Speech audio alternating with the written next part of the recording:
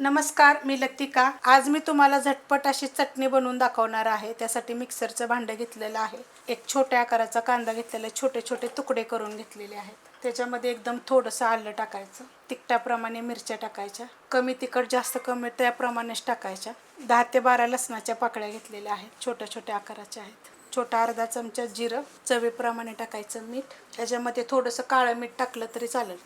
छोटा अर्धा चमचा साखर, ह्याच्यामध्ये टाकणार आहे थोडासा पुदिना, त्याचे देठं पण घेतलेले आहेत। मुठभर कोथिंबीर, हे पहिलं फिरवून घेणार आहे। एकदा फिरवून घेतलेली आहे, एकदम बारीक पेस्ट करायची नाही, अशी दरदरी करायची। मोठ्या आकाराची एक काकडी होती, त्यातली अर्धीच काकडी घेतलेली आहे, त्याची साल काढून छोटे छोटे तुकडे करून घेतलेले। ह्या साहित्यासाठी अख्खी काकडी जरी टाकली तरी चालेल।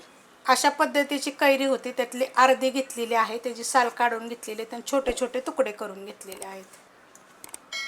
कारण ही आंबट खूप असते ना, त्यामुळे अर्धेपेक्षा थोडीशी कमी जरी टाकली तर चालेल। आता ही पण एकदा मी फिरवून घेते। फिरवून घेतलेलं आहे, मस्त अशी चटणी झालेली आहे, एकदम चविष्ट होती। जेवताना तोंडी लावायसाठी एकदम झटपट रेसिपी दाखवलेली। ह्याला फोडणी वगैरे काही टाकायची गरज नाही। तुम्हाला जर आवडत असेल तर फोडणी टाकू शकता। ही फ्रीजमध्ये ठेवून तुम्ही 3 ते 4 दिवस खाऊ शकता।